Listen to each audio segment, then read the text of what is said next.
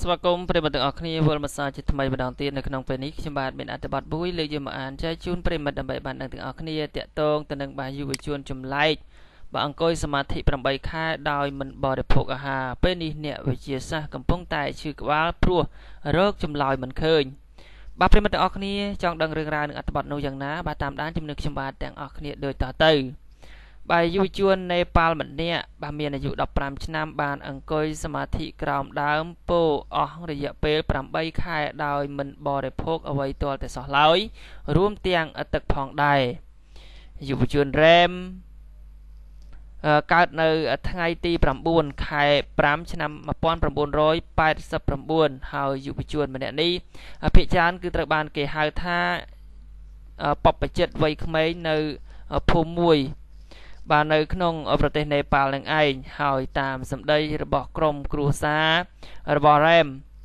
បាទដែលជាបព្វជិតវ័យក្មេងរូបនេះគឺបានប្រាប់រ៉េមជាក្មេងម្នាក់ដែលមានកាយវិការប្លែកពីក្មេងដទៃដែលមានវ័យប្រហែលខ្លួនដោយក្មេងផ្សេងចូលចិត្តលេងទៅតាមលក្ខណៈទៅតាមចរិតរបស់ក្មេងប្រុសតែចំពោះកូនរបស់គាត់រូបនេះវិញគឺជាមនុស្សដែលប្លែកពីអ្នកជិតខាងនិងក្មេងដទៃទៀតផងដែរកាលដែលនៅពីតូចបារ៉េមគឺចូលចិត្តតែមើលគេធ្វើពិធីសែនព្រេននិងពិធីបាទផ្សេងដែលតាក់ទងទៅនឹងសាសនាបាទលុះដល់អាយុបាទក្មេងនេះបានអាយុ5ឆ្នាំបាទក្រុមគ្រួសាររបស់គេក៏បានប្រាប់ផងដែរថាគេនឹងទទួលទានបរិភោគតែអាហារណាដែលសល់តែប៉ុណ្ណោះតែបើមិនមានអាហារសល់ទេនោះកុមាររូបនេះគឺសុខចិត្តមិនបរិភោគអាហារនោះឡើយនៅក្នុងឆ្នាំ2005ដែលយុវជនម្នាក់នេះគឺមានបានអាយុបាទជាស្រ័យយុវជនម្នាក់នេះគឺបានអាយុបាទ15ឆ្នាំហើយបាទយុវជនរ៉េមនេះគឺបានប្រាប់ឪពុកម្ដាយរបស់ខ្លួនថាហាមផឹកស្រានិងឆ្លោះប្រកែកគ្នាហាមសម្លាប់សត្វមានជីវិតព្រោះថាធ្វើបែបនេះនឹងនាំក្តីអន្តរាយដល់ខ្លួននៅក្នុងវេលានឹងដែលក្រោយពីបានប្រាប់ក្រុមគ្រួសាររបស់ខ្លួនរួចហើយយុវជនដែលជាបព្វជិតបានចាកចេញពីផ្ទះទាំងកណ្ដាលអាធ្រាត្រដើម្បីទៅធ្វើការប្រតិបត្តិធម៌តាំងសមាធិនៅក្រោមដើមពោធិ៍មួយដើមលុះបើម្ដាយរបស់ខ្លួនដឹងថាកូនរបស់ខ្លួនធ្វើបែបនេះហើយក៏ទៅតាមអង្វរកូននៅកន្លែងដើមពោធិ៍នឹងឲ្យត្រឡប់មកផ្ទះវិញដែរកុំធ្វើបែបនេះអីក៏ប៉ុន្តែយុវជនដែលជាបព្វជិតរូបនេះគឺមិនព្រមត្រឡប់ទៅជាមួយនឹងម្ដាយនោះឡើយហើយថែមទាំងឲ្យស្លឹកពោធិ៍ចំនួន6សន្លឹកទៅកាន់ម្ដាយរបស់ខ្លួនហើយបានប្រាប់ម្ដាយរបស់ខ្លួនថាចូលអ្នករក្សាទុកស្លឹកពោធិ៍នេះឲ្យបានល្អចុះបើអ្នករក្សាទុកបានល្អនោះកូននឹងរស់នៅជាមួយនឹងអ្នកម្ដាយជារៀងរហូតប្រាប់ដូច្នោះហើយម្ដាយក៏យល់ព្រមត្រឡប់ទៅផ្ទះវិញនៅក្នុងនោះផងដែរក្រុមគ្រួសាររបស់បព្វជិតរ៉េមនេះក៏បានប្រាប់ថាយុវជនរ៉េមនេះនឹងអង្គុយសមាធិរហូតដល់6ឆ្នាំបាទគូបញ្ជាក់ផងដែរថារឿងនេះក៏បានមានការល្បីយ៉ាងខ្លាំងនៅក្នុងប្រទេសនេប៉ាល់រហូតដល់អ្នកថតរឿងបានមកថតយកសកម្មភាពរបស់បព្វជិតរូបនេះដោយថាវាគឺជាការបោកប្រាស់ឬមួយជាការពិតព្រោះថាវាមិនអាចមានអ្នកណាអាចអត់បាយអត់ទឹករហូតដល់8ខែនោះឡើយបន្ទាប់មកអ្នកដែលថតនៅខ្សែភាពយន្តក៏បានប្រាប់ថាបើតាមការសិក្សាស្រាវជ្រាវមនុស្សនឹងស្លាប់បន្ទាប់ពីអត់បាយទឹករយៈពេល4ថ្ងៃថារាងកាយគឺក្រលៀនរបស់គេនឹងទ្រុឌទ្រោមបន្តិចម្ដងរហូតដល់ស្លាប់បន្ទាប់ពីនិយាយចប់ហើយអ្នកថតភាពយន្តនឹងក៏បានថតនៅសកម្មភាពរបស់យុវជនដែលជាបព្វជិតរ៉េមនេះរយៈពេល66ម៉ោងអធិស្ឋានមិត្ត96ម៉ោងដោយមិនអោយបាត់1វិនាទីនោះឡើយក៏ប៉ុន្តែនៅទីបំផុតយុវជនបាទម្នាក់នេះគឺនៅតែមិនមាន កើតអីតតែសោះហើយនៅតែបិទភ្នែកសមាធិធម្មតាមិនបាយនិងមិនទឹកមិនកម្រើកអីទាំងអស់ហើយក៏ធ្វើឲ្យពួកគេមានការងឿងឆ្ងល់ជាខ្លាំងផងដែរថាតើដូចម្ដេចទើបបានជាបព្វជិតម្នាក់នេះអាចរស់នៅបានដោយមិនបរិភោគអ្វីសោះឡើយរហូតដល់ពេលនេះបាទប្រិមិត្តពុកម៉ែបងប្អូនទាំងអស់គ្នានេះគឺជាយុវជនម្នាក់បាទគឺគាត់អាយុ15ឆ្នាំហើយគាត់ទៅតាំងសមាធិរហូតដោយមិនបានបរិភោគអ្វីនោះទេបាទ8ខែមកហើយសូម្បីទឹកក៏គាត់មិនបរិភោគ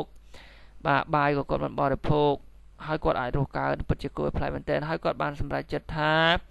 គាត់នឹងតាំងសមាធិឲ្យគ្រប់6ឆ្នាំបាទប្រិមិត្តនេះគឺជាការដែលខ្ញុំបានអានខាងលើមិញហើយគាត់ថាម្ដាយរបស់គាត់មកតាមរកគាត់ដែរប៉ុន្តែគាត់ឲ្យស្លឹកពោ6សន្លឹកទៅថាបើសិនជាអ្នករក្សាស្លឹកពោនេះបានល្អខ្ញុំនឹងរស់ដូចជាស្លឹកពោនេះដែរបាទប្រិមិត្តទាំងអស់គ្នាខ្ញុំបាទសូមបញ្ចប់រឿងរ៉ាវនៅអត្ថបទមួយនេះត្រឹមប៉ុណ្ណេះចោះអញ្ចឹងទៅតាមដាននៅអត្ថបទទី2ជំនួសខ្ញុំបាទបន្តទៀតដូចតទៅសូមធ្វើការពិចារណាលើខ្លួនឯងផងបាទចំពោះរឿងរ៉ាវអត្ថបទទី2នេះវិញប្រិមិត្តទាំងអស់គ្នាគឺតកតងទៅនឹងបាទសហការគ្នាបានល្អពីអ្នកប្តីប្រពន្ធនេះបាទតែកិច្ចមិនផុតបាទប្រិមិត្តទាំងអស់គ្នាចាំមើលរឿងរ៉ាវកើតឡើងនៅខាងណាបាទសហការគ្នារឿងអីខេត្តកណ្ដាលប្តីប្រពន្ធ2នាក់ដែលជាមេខ្លោងជួញដូរថ្នាំញៀនដោយខុសច្បាប់គឺត្រូវបានសមត្ថកិច្ចធ្វើការស្រាវជ្រាវបង្ក្រាបកាលពីវេលាម៉ោង2:55 នាទីរសៀលថ្ងៃទី15ខែតុលាឆ្នាំ2018នៅចំណុចវាលស្រែមួយកន្លែងស្ថិតនៅក្នុងភូមិកណ្ដាលលើឃុំបន្ទាយដែកបាទស្រុកគៀនស្វាយដោយដកហូតបានថ្នាំញៀនមួយកញ្ចប់ព្រមទាំងកាំភ្លើងចំនួន2ដើមផងដែរអូប្រិមិត្តប្តីប្រពន្ធណារត់បែកផ្សាយនេះបាទតែនៅតែចាប់បានណាប្រិមិត្តអើយឈាមស្រែកស្បែកហាវប្រដយ៉ាងណាបានយ៉ាងហ្នឹងបាទណាគេចឹងហើយប្រិមិត្តបិទល្អបានល្អបិទអាក្រក់បានអាក្រក់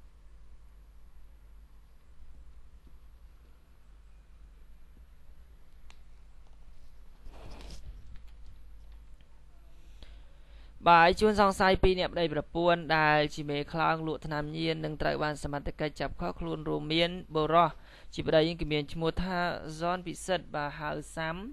បាទអាយុគឺ23ឆ្នាំមុខរបរមិនពិតប្រាកដបាទរស់នៅភូមិអង្គរជ័យ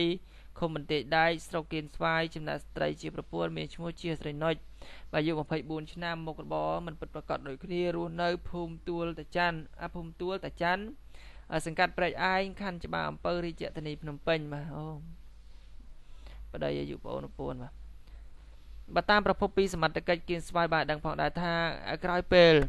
បាទធ្វើការស្រាវជ្រាវនិងស៊ើបអង្កេតយ៉ាងល្អិតល្អន់រួចមកសមត្ថកិច្ចក៏ឈានទៅដល់ការខកខ្លួនជួនសង្ស័យទាំងពីរអ្នកប្តីប្រពន្ធខាងលើពីបទពាក់ព័ន្ធទៅនឹងការជួញដូរនៅសារធាតុញៀនខុសច្បាប់ព្រមទាំងដកហូតនៅវត្ថុតាងរួមមានម្សៅក្រាមពណ៌សថ្លាបាទសង្ស័យថាសារធាតុញៀនម៉ាតកកបាទចំនួន21កញ្ចប់បាទតូច20កញ្ចប់ធំ1កញ្ចប់កំភ្លើងកែច្នៃ1ដើមកំភ្លើងខ្លីជួរ1ដើមបាទកូនកបោបស្ពាយពណ៌ខ្មៅ1គ្រាប់ឃ្លីដែក1ចំនួនព្រមទាំងសម្ភារៈប្រើប្រាស់វិចខ្ចប់ថ្នាំញៀន1ចំនួនទៀតផងដែរបាទក្រោយពេលចាប់ខកខ្លួនបាទជួនសង្ស័យទាំងពីរអ្នកប្តីប្រពន្ធខាងលើនឹងគឺត្រូវបានសមត្ថកិច្ចបាទបញ្ជូនទៅកាន់អធិការដ្ឋាននគរបាលស្រុកគៀនស្វាយដើម្បីសាកសួរបន្តនិងចាត់ការបន្តទៅតាមនីតិវិធីច្បាប់បាទប្រិមត្តទាំងអស់គ្នានេះគឺជារឿងរ៉ាវករណីបាទប្តីប្រពន្ធ2នាក់ខົບខិតគ្នាបាទជួញដូរនៅគ្រឿងញៀនអញ្ចឹងប្រិមត្តទាំងអស់គ្នាតាមដាននៅរូបភាពរបស់គាត់បន្តិចមើលបាទនេះខាងប្តីនេះប្រពន្ធបាទ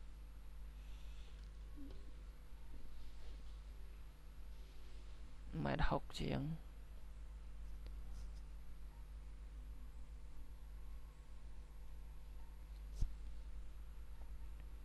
បាទប្រិមិត្តពុកម៉ែបងប្អូនទាំងអស់គ្នាចំពោះរឿងរ៉ាវអត្ថបទមួយនេះខ្ញុំបាទសូមបញ្ចប់ត្រឹមប៉ុណ្ណេះចោលសូមអធិស្ឋានចំពោះការអានរបស់ខ្ញុំបាទផងក៏លោកមានការខុសឆ្គងដោយប្រការណាមួយចំពោះប្រិមិត្តដែលមិនទាន់បានចុច Subscribe នៅ Channel របស់ខ្ញុំបាទ